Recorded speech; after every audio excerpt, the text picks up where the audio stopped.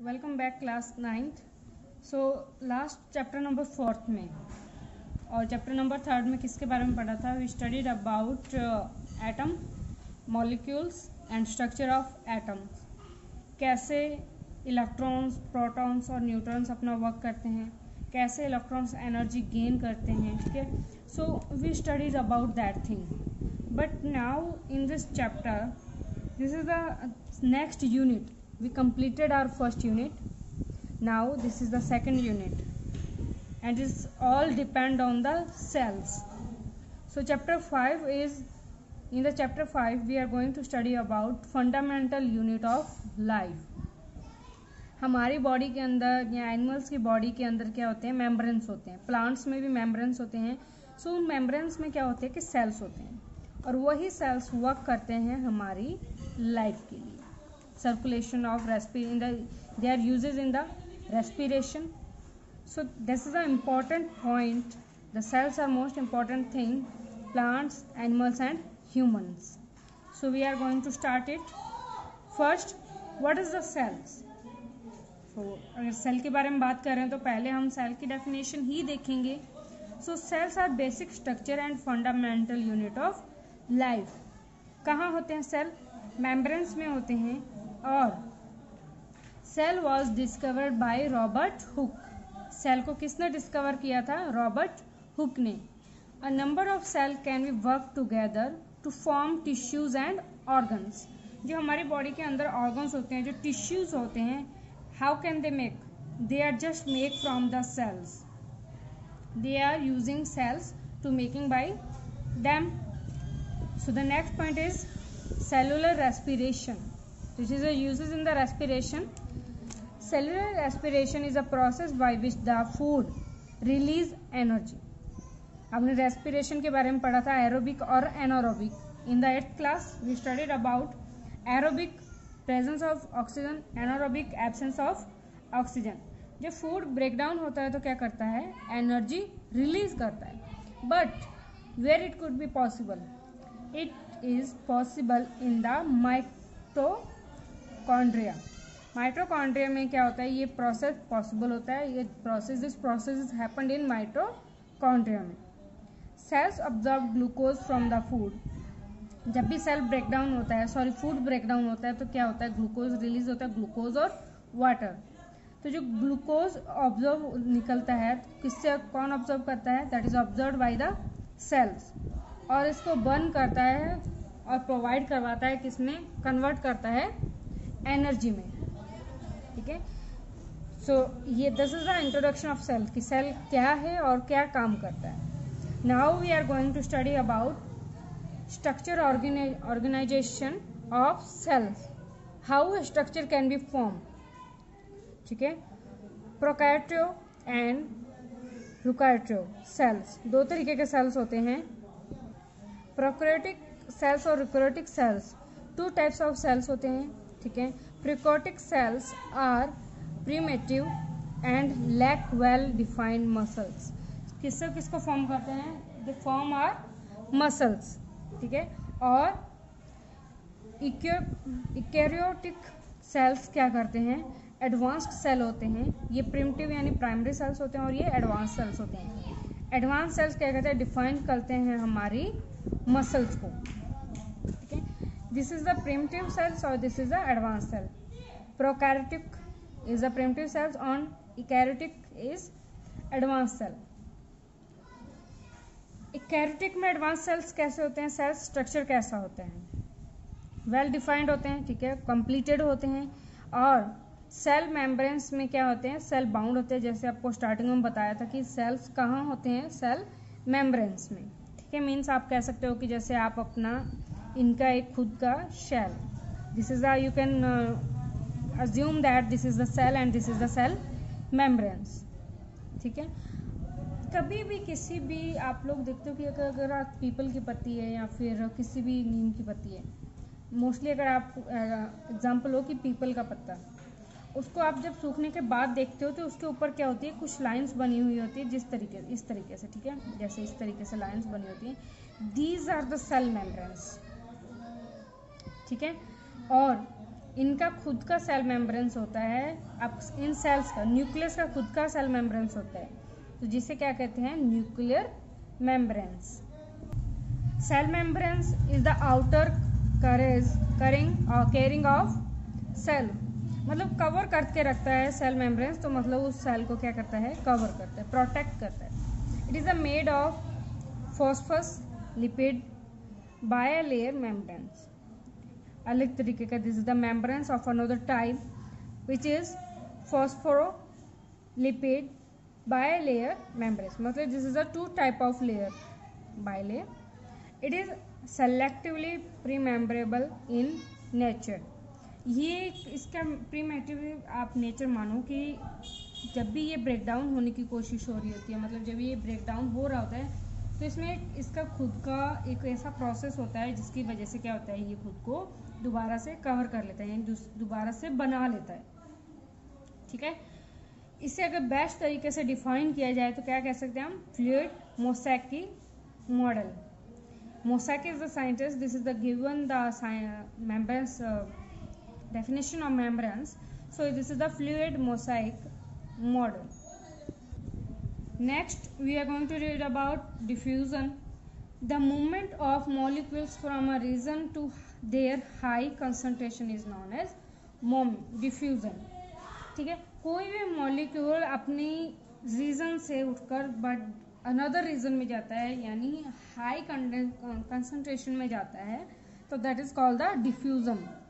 ठीक है, वैसे भी अगर हम नॉर्मल लैंग्वेज में बात करें तो डिफ्यूजन का मतलब होता है किसी चीज़ का ब्रेक डाउन होना, उसका छोटे से बड़ा होना। ठीक है, so next is another membranes. Osmosis is selectively permeable membranes. Osmosis भी एक मेम्ब्रेन्स होता है जो कि selective always selected by the cells and but is the permeable. ठीक है, osmosis is the movement of water across the semi membranes. क्या handle करता है, this is handle the water movement in the semi membranes. Semi membranes water की movement को क्या करता है, कंट्रोल करता है। सो this does not allow the molecules to pass through it. Molecules को उस सेल के बीच में से पास होने से रोकता है, तो मीन्स क्या करता है, प्रोटेक्ट करता है। Water is usually the only free flowing molecule across this membranes. इसमें सिर्फ पानी ही एक ऐसा मॉलिक्यूल होता है जो फ्रीली घूमता है। ठीक है, पानी ही एक ऐसा मॉलिक्यूल होता है जो फ्रीली घूमता है। अनदर दूसरे क्या होते हैं, जो और जितने भी मॉलिक्यूल्स होते हैं वो इसकी इस परत को पार भी नहीं कर पाते हैं। Next is isotonic, hypotonic solutions and hypertonic solutions. Isotonic solution क्या होता है, इसमें सेम सॉल्यूट होते हैं और पीएच कंसंट्रेशन क्या होती है, इक्वल होती है। मतलब सराउंडिंग बॉडी फ्लूइड और द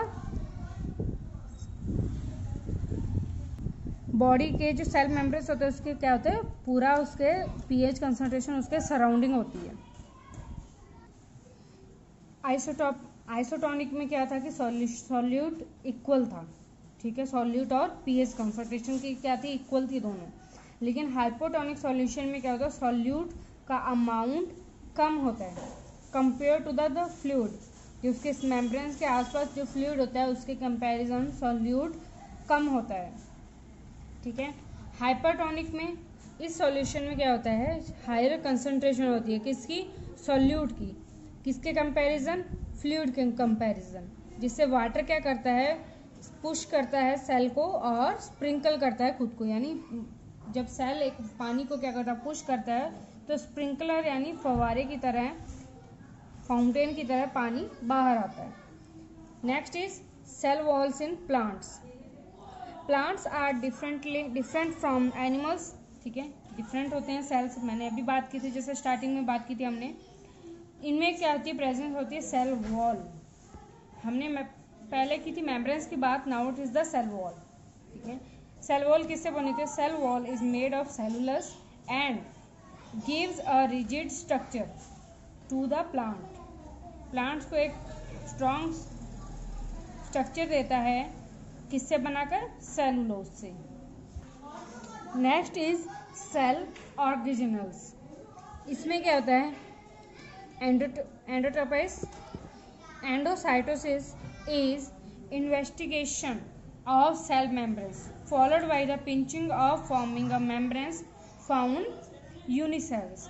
मतलब जो एंडोसाइटोसिस होता है ये इस तरीके से कह सकते हैं कि this is the investigation type जो कि क्या करता है, फॉलो करता है सेल मेम्ब्रेन्स को क्रिएट करने में और फाउंड करता है, क्या फाउंड करता है, this is found the यूनिसेल्स।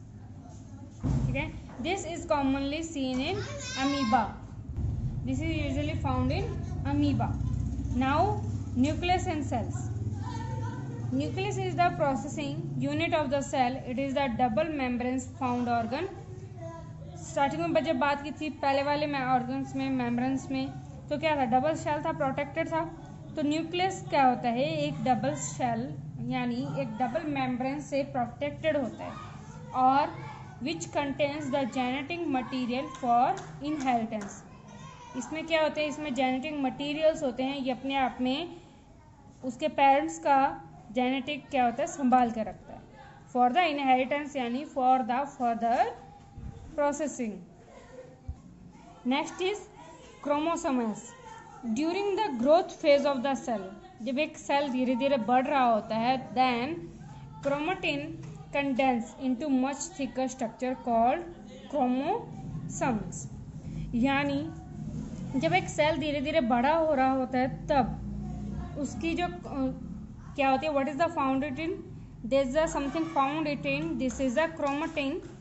And chromatin क्या करती है, इसके स्ट्रक्चर को धीरे धीरे क्या करती है, थिकर यानी मोटा करती रहती है। सो यही स्ट्रक्चर क्या कहलाता है, यही structure, this structure is called chromosomes. Next is chromatin. Chromatin is a thread like structure, बिल्कुल बहुत ही पतले धागे की तरह होता है इसका स्ट्रक्चर, जिसके अंदर जेनेटिक मटीरियल्स यानी जेनेटिक सेल्स कवर रहते हैं, प्रेजेंट रहते हैं।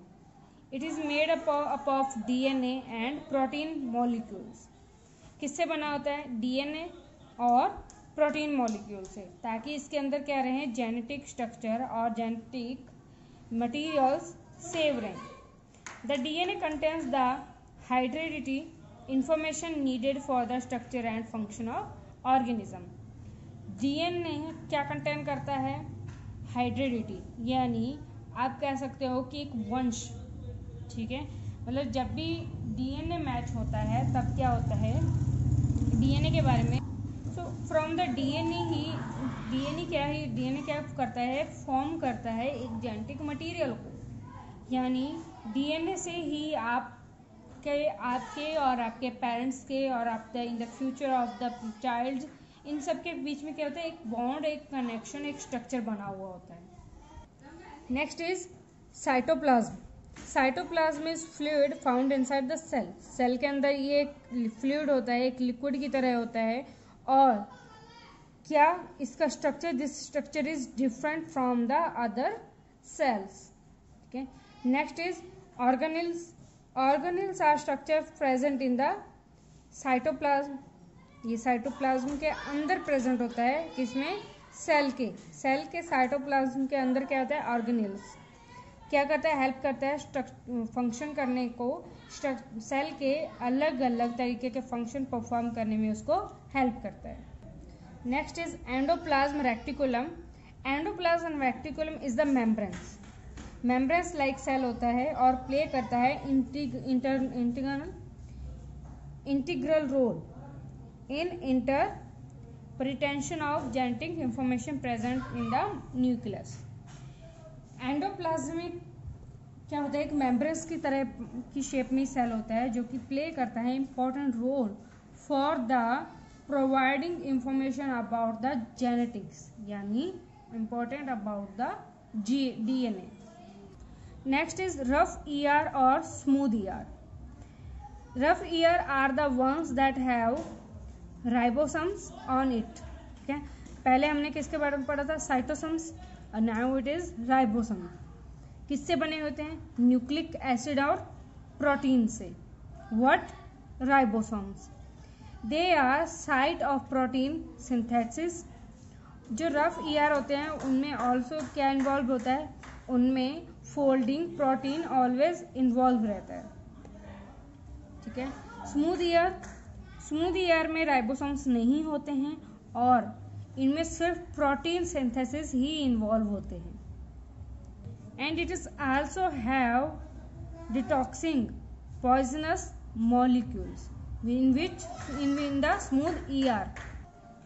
So next is a scientist, that is a Golgi, which is found about the office of cells. So Golgi, it is called Golgi apparatus. Golgi apparatus is also called the post office of cell. They package and transport the protein across the cytoplasm. इसमें क्या होता है, office cell, post office cell means उसको post office नाम दिया गया है because it's working like as post office. Package करता था प्रोटीन को, फिर उसको ट्रांसफर करता था सेल में, पैकेज करना प्रोटीन को और उसके बाद उसको ट्रांसफर करना another part of the cytoplasm. So this is why it is called post office of the cells. Next is lysosomes. Cytosomes के बारे में पढ़ा हमने, राइबोसोम्स के बारे में पढ़ा, now it is lysosomes. Lysosomes में क्या होता है, it is have suicide bags of the cell. Means इनमें क्या होता है, एंजाइम्स प्रेजेंट रहते हैं जो कि डाइजेस्ट करते हैं किसको, सेल को।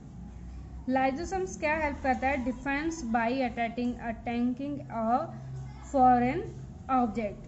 मतलब जो सेल का नहीं है, उस सेल के बाहर का है, उससे क्या करता है, उसको प्रोटेक्ट करता है सेल को, ठीक है। और इसके अलावा इसमें एक ऐसा एंजाइम प्रेजेंट होता है जो कि उस सेल को ही डाइजेस्ट कर लेता है, ठीक है। Next is mitochondria. Mitochondria are also called power plant of the cell. मतलब मोस्टली सेल्स प्रेजेंट किसमें होते हैं, माइटोकॉन्ड्रिया में।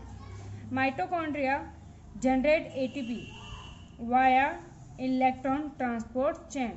There is a chain provided in which electrons transport, ठीक है। Next thing is plastids. Plastids are various type of plastids in different cell based of pigment. मतलब plastids में क्या होता है कि pigments के बेस पर सेल बनते हैं। और chloroplast is the plastid where photosynthesis occur. मतलब प्लांट में फोटोसिंथेसिस कहाँ किसकी वजह से ऑकर होता है, that is the occur by chloroplast which is present in plastid. Some of the other plastid are leucoplast and chromoplast. अलग अलग तरीके होते हैं, जैसे क्लोरोप्लास्ट, ल्यूकोप्लास्ट और chromoplast. It is just look alike, जैसे हमने स्टार्टिंग इससे पहले पढ़ा था, ठीक है। इससे पहले जो हमने पढ़ा था chromoplast is just look as a chromoplast. Next is the vacuoles. Vacuoles are large vesicles, ठीक है, दैट होल्ड वाटर और एयर इन दैम। वैसल्स होते हैं, ठीक है, आप इसका स्ट्रक्चर इस तरीके से मान सकते हो, ठीक है, जिसमें पानी और एयर क्या रहता है, यूजुअली प्रेजेंट रहता है और रिजिडली इस सेल का स्ट्रक्चर चेंज होता रहता है। और vacuoles are common in the plant cells. मतलब हर प्लांट में आपको वैक्यूलस मिल जाएंगे। In the animals vacuoles are either very small और एब्सेंट। कई बार किसी एनिमल्स में वैक्यूलस होते हैं और किसी एनिमल में क्या होते हैं, वो एब्सेंट रहते हैं। सो अभी तक हमने एनिमल सेल्स और प्लांट सेल के बारे में पढ़ा था। स्टार्टिंग में हमने पढ़ा था एनिमल सेल्स के बारे में, और ना इसके बाद में just we are studied about plant cells. Now there is the comparison between plant and animal cells. दोनों का स्ट्रक्चर डिफरेंट होता है, ठीक है। प्लांट में सेल वॉल होती है और क्लोरोप्लास्ट होता है जो कि क्या करता है, एनिमल्स में मिसिंग होता है। Plant cells are also have large vacuoles. Plants में वैक्यूलस प्रेजेंट होते हैं और एनिमल्स में या तो वो होते हैं तो छोटे साइज में होते हैं या फिर बिल्कुल भी नहीं होते हैं। और न्यूक्लियस प्रेजेंट होते हैं कहाँ, सेंटर ऑफ द सेल, किसमें, एनिमल सेल में, and at the periphery in the plant cell. मतलब आप कह सकते हो कि एनिमल्स में एडवांस पोजीशन में होते हैं और प्लांट्स में प्राइमरी पोजीशन में. So class 9, I hope you understand about this chapter, fundamental unit of life, and this was your chapter. This is a very short and yeah, that's a tricky chapter, but this is a clearly I know that you are going to understand about this. So in the next video or next session we are going to do our next chapter, which is chapter number 6.